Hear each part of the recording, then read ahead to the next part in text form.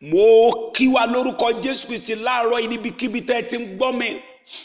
Èní ní ọjọ́ kejì nínú ní àjọ oṣù kẹfà. Wò aya bẹ́lẹ̀ ó bẹ̀rẹ̀ eré bẹ̀rẹ̀ ní pẹrẹwu. Oṣù kẹfà tó ti bẹ̀rẹ̀ nìyẹn. Ṣùgbọ́n mo ń jíṣẹ́ bí áńgẹ́lì Olúwa fún ẹnìkan pé lóṣù kẹfà ago ẹ̀rí rẹ yóò kún àkúnwọ́sílẹ̀. Wò ó ti ń gbọ́ nípa ìyanu tẹ́lẹ̀. Áńgẹ́lì tó ń gbé ìyanu rìn yóò ka ẹ mọ́lé. Áńgẹ́lì tó ń pín ìyanu fún àwọn ènìyàn yóò ṣe ẹ́ lóore. Kò ní sí ẹkún, bẹ́ẹ̀ ni kò ní sí ìbànújẹ́. Ìrírí oṣooṣù, ìrírí ọ̀sọ̀ọ̀sẹ̀ tó mú ẹkún wá fún ẹ kò ní ráyè nínú ilé rẹ láti oṣù yìí lọ. Lolúwa wí, wọ́n ní gbàdúrà fún ẹnìkan. Gbogbo ẹni tó lu ẹ̀mí ajá, tó lu agbára ajá, tó fi ń bá ẹ fà á lónìí, a fa ìjọba wọn ya pẹ̀rẹ̀pẹ̀rẹ̀. Wò ẹni tó lu ẹ̀mí ajá, ẹni tó lọ gba agbára ajá, gbogbo ẹni tó padà di ajá tó ń bá ẹjà, Olúwa ní kí n sọ tó o bá gbàgbọ́ pé a fa ìjọba wọn ya. Ó dá ìwọ náà nawọ́ rẹ méjèèjì jẹ́ kó kóra wọn bí ìgbà tó fẹ́ fa nǹkan ya. Ó yá, ṣé o ti ṣe bẹ́ẹ̀? Practical prayer rẹ o, ṣé o ti ṣe bẹ́ẹ̀? Wàá máa sọ tẹ́lẹ̀ pé máa sọ gbólóhùn tẹ́lẹ̀ pé gbogbo ẹni tó ń lo ẹ̀mí ajá, gbogbo ẹni tó ń lo agbára ajá, gbogbo ẹni tó ń lo agbára ajá, gbogbo ẹni tó ń paradà di ajá láti dààmú ìrìn àjò ayé mi, wàá sọ pé lónìí a fa ìjọba ya pẹ̀rẹ̀pẹ̀rẹ̀. Àmín. Wò ìyanu máa ṣẹlẹ̀ nínú ayé ẹ lóṣù kẹfà. Má gbàgbé o, tó bá dọbẹ̀ tán fi invitation ránṣẹ́ sí èmi náà níbí o. Jẹ́ ń gbọ́ nípa ìrí rẹ kí a bá yin Ọlọ́run lógo nínú ilé ìjọsìn wa, ká bá ẹ gbégbá ọpẹ́ nínú ilé ìjọsìn wa. Mo mọ̀ pé lóṣù yìí ó kọrin tuntun.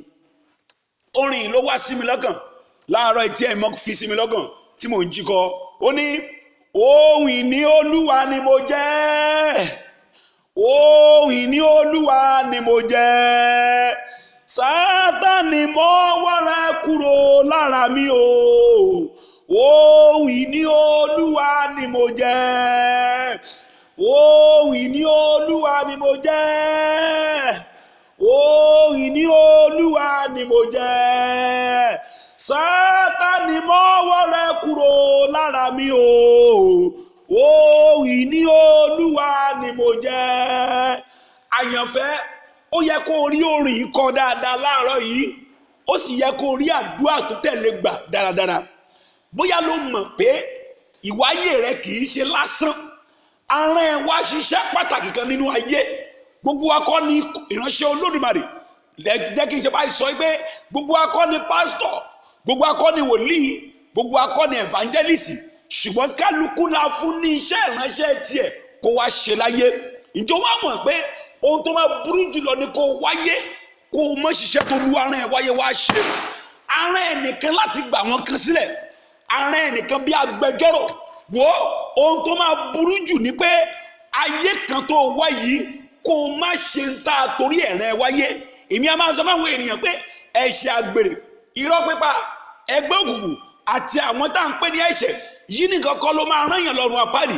Bí ènìyàn bá kùnà láti ṣe tá ara wáyé wá ṣe, èyí gan lè ṣokùnfà ẹ̀, ó lè ṣokùnfà ẹ̀ kó lọ́rùn àpáàdì. Iṣẹ́ ìrànṣẹ́ tí a gbélé Sọ́ọ̀lù ọba lọ́wọ́ ní kó lọ pa Amálẹ́kì run, ṣùgbọ́n àìṣe rẹ̀ Bíbélì sọ pé a fa ìjọba rẹ̀ ya pẹ̀rẹ̀pẹ̀rẹ̀. Àyànfẹ́ tó ń gbọ́ mi láàárọ̀ yìí, ìjọ mọ̀ pé iṣẹ́ ìrànṣẹ́ tó ló wá gbélé ẹ lọ́wọ́, ọ̀pọ̀ àwọn nǹkan tó yẹ ká yóò lẹ́jọ́ ṣe.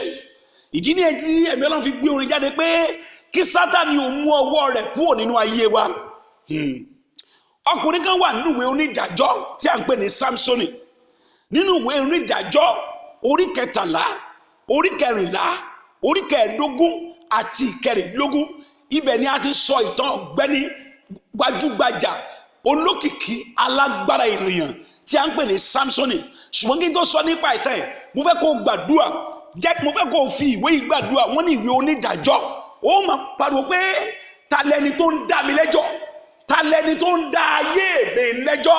Wàá sọ pé Olúwa fa ìjọba rẹ̀ ya pẹ̀rẹ̀pẹ̀rẹ̀. Ó dẹ̀ sọ̀rọ̀ àwọn àjẹni, ṣé àwọn èmèrè ní ọ̀gá níbi iṣẹ́ ni, àwọn junior ni àwọn ẹlẹ́sìn ni tàbí ta lẹ́ni náà wàá máa sọ pé ní ọkọ gbogbo ẹni tó ń dá mi lẹ́jọ́ ẹ máa pariwo nínú àjọ òkùnkùn nínú àjọ àwọn ìkà ènìyàn wàá sọ pé Olúwa fa ìjọba rẹ̀ já pẹ́rẹpẹ́rẹ talẹ̀ tó ń dá àlàáfíà mi lẹ́jọ́ talẹ̀ tó ní mi ò ní finú ṣoyún talẹ̀ tó ní pé ìgbéyàwó mi ò ní pé mi talẹ̀ tó ní iṣẹ́ mi ò ní lérè talẹ̀ tó ní mi ò ní rí ìjókòó lórílẹ̀-èdè tí mo wà yìí talẹ̀ tó ní mi ò ní jọ̀rọ̀ orílẹ̀-èdè yẹn wàá máa pàṣẹ pé lónìí báyìí l'Olúwa wí a fa ìjọba yìí yá a sọ ìmọ̀ yìí di asán bí a ti sọ ìmọ̀ yìí tóbi di asán lórí Dáfídì a sọ ìmọ̀ yìí di asán. Ẹ̀mí àdúrà ń gún mi ó dàbí pé kí n rí ẹ ìwọ tó ń gbọ́ mi ó dàbí ẹni pé kí n rí ẹ kájọ di ọwọ́ ara wa mú káwa wọnú ìgbó àdúrà lọ wọ́ mi tiẹ̀ lórí ọ̀fẹ́ ṣùgbọ́n èyí tí mò ń gbà yìí débi pẹ́pẹ́ Olúwa lórí rẹ kò ní lọ lásán lórí ọmọ rẹ aya rẹ ọkọ rẹ òbí rẹ iṣẹ́ rẹ òwò rẹ ẹ̀kọ́ rẹ kò ní já sásán oògùn tó ń bọ́ lára mi lójoojúmọ́ yìí kò ní lọ lófò lórí tìyín náà ní Olúwa wí. Sámsónì a gbé iṣẹ́ ìránṣẹ́ kan lọ́wọ́ bí ẹ bá kíyèsí Sámsónì Bíbélì sọ fún wa pé Sámsónì jẹ́ ọmọ tí a lè pè ní Olúwa ṣínà nínú ìdílé rẹ̀ nítorí pé bàbá àti ìyá rẹ̀ ti yàgò fún ọ̀pọ̀ ọdún òun ni àkọ́bí nínú ilé wọn kì í ṣe yẹn nìkan a gbé Sámsónì kalẹ̀ gẹ́gẹ́ bí olùgbàlà fún orílẹ̀-èdè Ísírẹ́lì a tilẹ̀ kọ́ pé abẹ kò gbọdọ̀ kàn án ní orí kì í ṣe ìyẹn nìkan a sọ pé kò gbọdọ̀ mú nǹkan tó bá ti inú òkú jáde kò sì gbọdọ̀ mú ọtí kíkan àwa gbé pé òun ni yóò bẹ̀rẹ̀ sí ní gba àwọn ènìyàn rẹ̀ sílẹ̀ lọ́wọ́ àwọn ọ̀tá wọn ṣùgbọ́n ṣe ní láàánú pé Sámsónì tí a ń sọ nípa rẹ̀ kò ṣe kankan nínú iṣẹ́ ìránṣẹ́ tá a gbé lọ́wọ́ tó fi jáde láyé nítorí pé ọ̀tá ṣọmú màmá tó ń gbọ́ mi bàbá tó ń gbọ́ mi ìjọ mọ̀ pé iṣẹ́ ńlá alágbára lolúwa gbélé ẹ lọ́wọ́ láàrin ìwáyé wa ṣe ọ̀tá dẹ̀ ń dọdẹ rẹ láàárọ̀ ó ń dọdẹ rẹ lọ́sàn-án ó ń lépa bí òtí ní rí àṣeyọrí ṣe ní iṣẹ́ ìránṣẹ́ yìí nínú ìwé orin wa kan ẹsẹ̀ kan sọ níbẹ̀ pé wo ọ̀pọ̀ ogun tí bọ̀ wá èṣù kó wọn bọ̀ balógun wa jọ̀wọ́ tètè ẹgbẹ́ tuju ká dòdìmú o dòdìmú èmi fẹ́rẹ̀ dé bẹ́ẹ̀ ni Jésù wí náà dáhùn padà sọ̀rùn pé àwa ò dìmú. Àyànfẹ́ orin yẹn sọ pé wo ọ̀pọ̀ ogun tí ń bọ̀ wá èṣù kò wọ́n bọ̀ ìwọ tó ń gbọ́ mi láàárọ̀ yìí ìjọ jẹ́ mọ̀ pé Olúwa gbé ẹ kalẹ̀ sínú ẹbí yẹn Olúwa gbé ẹ kalẹ̀ láàrin àwọn èèyàn rẹ gẹ́gẹ́ bí olùgbàlà ìdí ni tí àwọn opportunity kọ̀ọ̀kan fi ń yọjú tó ń láǹfààní sí a gbé ẹ kalẹ̀ gẹ́gẹ́ bí olùgbàlà ṣùgbọ́n ṣe láàánú pé Sátánì kó ọ̀pọ̀ ogun ọ̀run àpáàdì bọ̀ láti dàrin àjò ẹrú pé kí ìwọ gan má bàa rójú ráàyè débi tó gba ẹlòmíì sílẹ̀ ṣùgbọ́n mo dúró bí agbẹnusọ Ọlọ́run lórí pẹpẹ lónìí pé gbogbo ọ̀run àpáàdì tí a fabricate tí a compose tí a gather together lòdì sí ọ kí alára ẹ má bàa ṣẹ bí o bá gbàgbọ́ tó lè fò sókè ní ìgbà mẹ́ta mo pa á láṣẹ pé gbogbo ogun yìí ilẹ̀ gbé wọn mì come on sọ̀rọ̀ gbogbo ọ̀run àpáàdì tí a gbé dìde sí ọ bí o bá lè fò sókè ní ìgbà mẹ́ta níbi tó bá wà wò má wo tí àwọn tó wà lẹ́gbẹ̀ẹ́ rẹ̀ fẹ́ sọ ìwọ Ọlọ́run ló fò sókè sí ọ bí o bá lè fò sókè ní ìgbà mẹ́ta pẹ̀lú àmì mẹ́ta mo sọ pé gbogbo ọ̀run àpáàdì tí a gbé dìde láti mú kí àlá rẹ má ṣẹ mo dúró lórúkọ Olúwa Ọlọ́run Ísírẹ́lì nílé mọ́ ìgbẹ́ mo ní ogun náà kílẹ̀ ò gbẹ̀mí láàyè.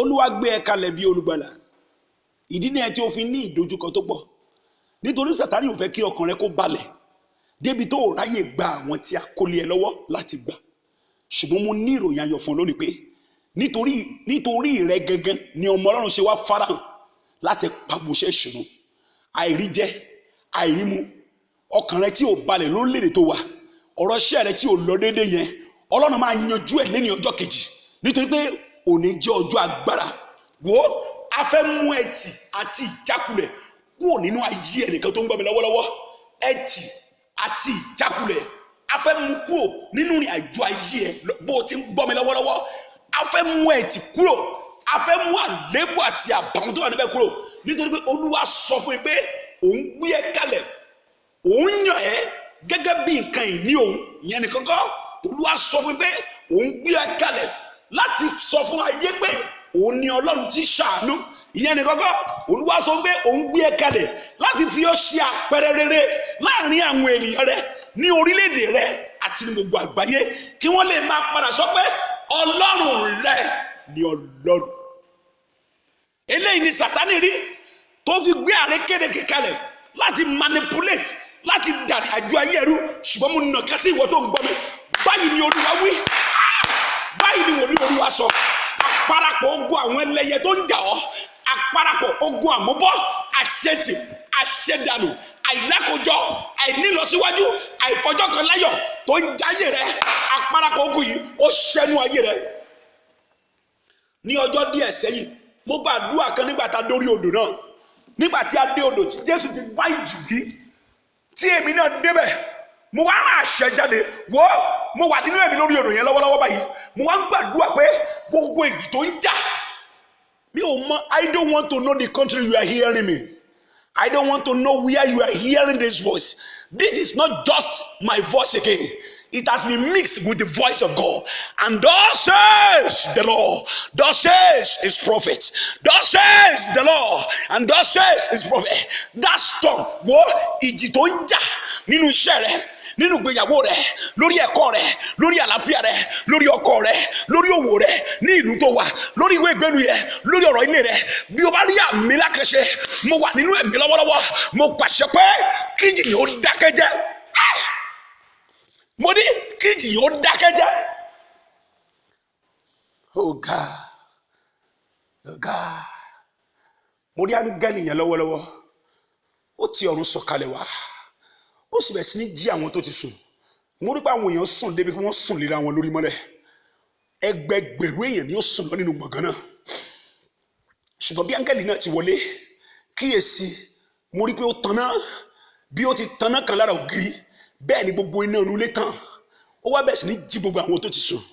Sórí àwọn tó ti jí yẹn wá ń sọ fún pé máa jí àwọn yòókù ẹ̀ máa jí àwọn yòókù ẹ̀ kí ẹ di ìhámọ́ra agbára yẹn kí ẹ lọ máa di ìhámọ́ra agbára. Bẹ́ẹ̀ ni mo rí pé àwọn wọ̀nyí bẹ̀rẹ̀ sí ní múra. Àwọn tó ti sùn tó dàbí èèyàn pẹrẹ wọ́n bẹ̀rẹ̀ sí ní di ìhámọ́ra agbára. Wọ́n múra wọ́n wọ aṣọ ogun wọ́n wá dàbí jagunjagun. Àyànfẹ́ tó ń gbọ́ mi lọ́wọ́lọ́wọ́ Olúwa rán mi sí ọ. Olúwa ní kí n sọ fún ọ pé òun ti dé òun ti sọ̀kalẹ̀ láti tún ẹ̀rọ ní agbára padà wípé èrèdí ìbí rẹ yóò wá sí ìmúṣẹ. Lọ kọ ilé ìsílẹ̀ ìtàn rẹ máa bẹ̀rẹ̀ sí ní yí padà láti àárọ̀ ìlọ. Ògo máa bẹ̀rẹ̀ sí ní sọ̀rọ̀ fún ẹ. Ọ̀nà máa bẹ̀rẹ̀ sí ní là fún ẹ. Ìrànlọ́wọ́ máa bẹ̀rẹ̀ sí ní dé. Wọ́n máa pè ẹ́ wọ́n máa jíṣẹ́ ayọ̀ fún ẹ. Wọ́n máa pè ẹ́ wọ́n máa ta ẹ́ lọ́rẹ. Wọ́n máa pè ẹ́ wọ́n máa ro nǹkan rere kàn ẹ́. Ohun tí wọ́n ní kò ní ṣeéṣe máa bẹ̀rẹ̀ sí ní ṣeéṣe. Ìrànlọ́wọ́ tó ní kò ní dé wọ́n máa bẹ̀rẹ̀ sí ní dé. Ayọ̀ tó ní kò ní wá máa bẹ̀rẹ̀ sí ní wọlé wá. Olúwa ló tẹnu mi sọ̀rọ̀ sínú ayé ẹ̀ tó bá gbàgbọ́ nínú báyìí lÓlúwa wí. Ayọ̀ máa dé, ìrànlọ́wọ́ máa dé, ògo máa dé.